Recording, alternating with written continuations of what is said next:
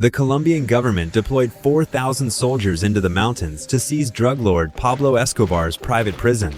The prison, built entirely with Escobar's own money at a cost of $30 million, was officially recognized by the Colombian government as a legitimate prison. In reality, it was a secluded private estate that also served as the command center of the Medellin cartel. The Colombian government allowed this arrangement to continue, and the deal lasted for 13 months. Everything changed when a brutal internal killing took place inside the prison. So how did it all happen? In 1991, 41-year-old Pablo Escobar ranked 7th on the Forbes list of the world's richest people. He controlled nearly 80% of the cocaine entering the United States and possessed an unimaginable fortune. He owned a private zoo, luxury mansions, a fleet of private aircraft, and more cash than he could count. For nearly a decade, Escobar openly waged war against the Colombian government. He orchestrated the assassinations of 3 presidential candidates, 1 justice minister, more than 400 police officers, and dozens of judges. He even offered cash rewards to teenagers in Medellin for killing police officers, using violence to challenge the authority of the state. In November 1989, he planted a bomb on Avianca Flight 203 in an attempt to assassinate a presidential candidate. Although his target never boarded the plane, the explosion killed all 107 people on board. The attack shocked the entire country, but even the world's most feared drug lord had one thing he feared most: being extradited to the United States.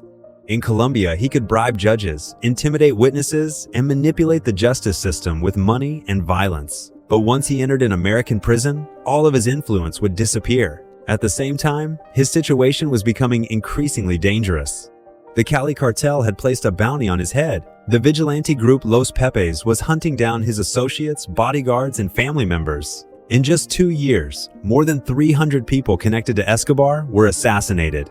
Surrounded by enemies on every side, Escobar desperately needed a safe place to hide. So he offered the Colombian government an unbelievable deal. He agreed to surrender and serve a 5-year prison sentence, but only under one condition.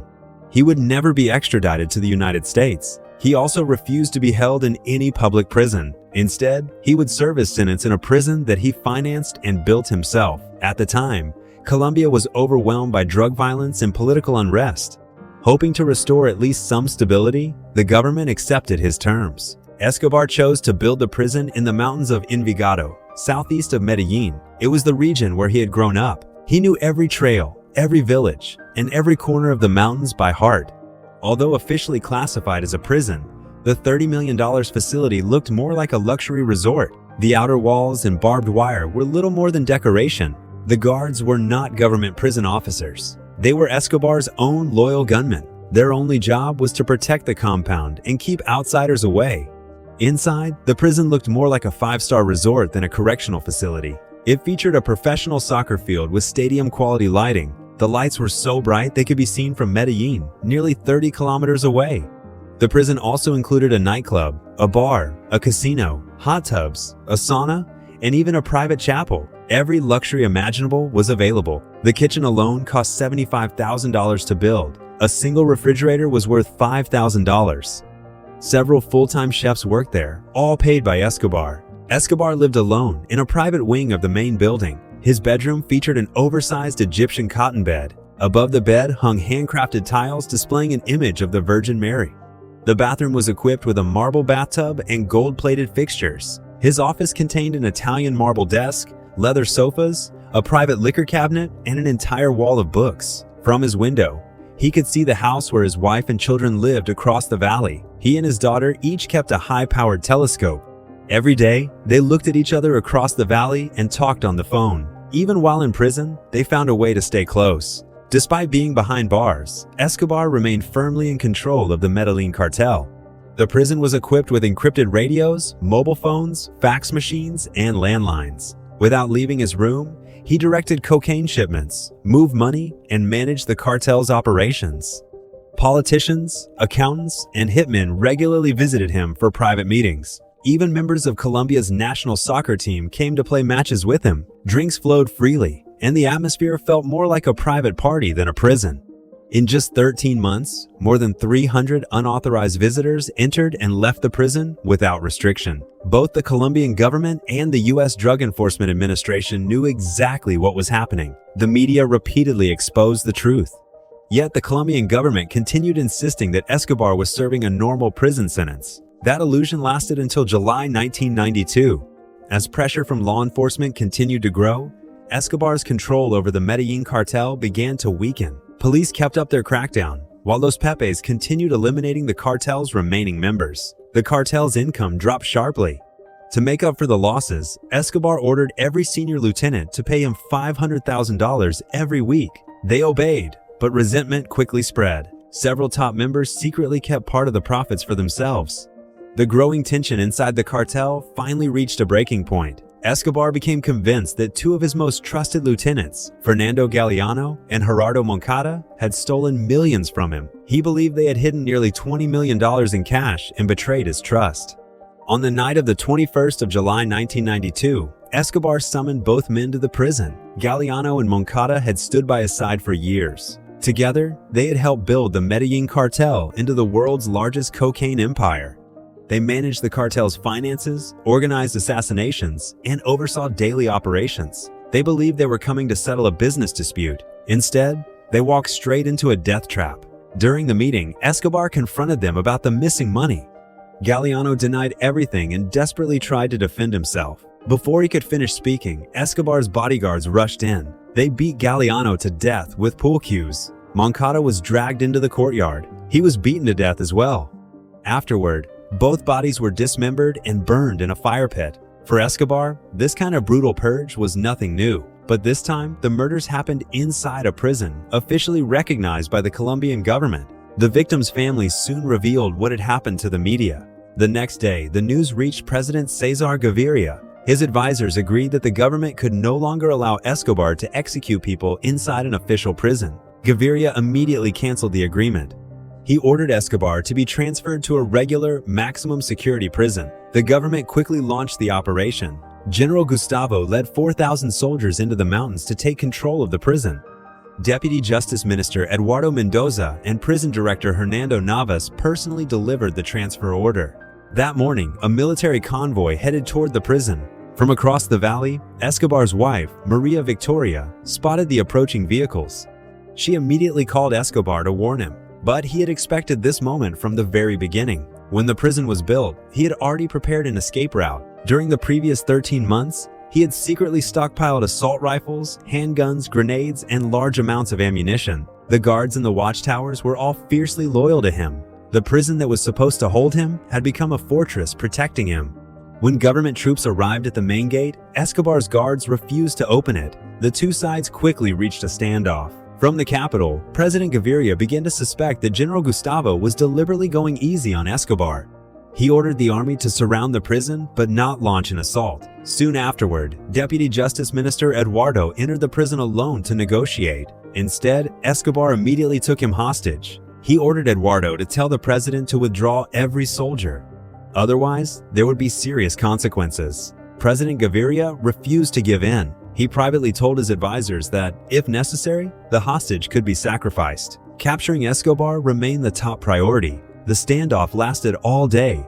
Late that night, Gaviria removed General Gustavo from command. He then deployed 250 Special Forces soldiers by helicopter. The assault plan included 7 separate attack routes. The order was clear: take the prison by force. As darkness fell, thick fog covered the mountains. The Special Forces launched their assault. Demolition teams blasted open the outer gate. Assault teams rushed inside. Snipers positioned on the surrounding hills suppressed the watchtowers and every illuminated window. Several guards were killed almost immediately. Some of Escobar's gunmen, disguised as prison guards, surrendered. The assault teams stormed the main building and threw grenades into the casino. 2 guards were killed. The hostage, Eduardo, was safely rescued. While the battle was unfolding at the front of the prison, Escobar quietly slipped away with 3 of his closest men. The dense mountain fog reduced visibility to less than 30 feet. It gave him the perfect cover to escape. He broke through a weakened section of wall that had been built for exactly this purpose. Then he disappeared into the mountains. Having grown up in the area, he knew every hidden trail and every possible hiding place. At dawn on the 23rd of July 1992, special forces secured La Catedral prison. The hostage was rescued safely. Several of Escobar's top lieutenants were either killed or captured. For the first time, journalists were allowed inside the prison. The casino, soccer field, hot tubs, and other luxury facilities shocked the world. Images of the lavish compound spread across the globe. The truth could no longer be hidden. Escobar's year-long prison sentence had been nothing more than an elaborate illusion. The scandal became one of the biggest political embarrassments in modern Colombian history. After the scandal broke, the Colombian government quickly formed a 600-member elite task force with support from the United States.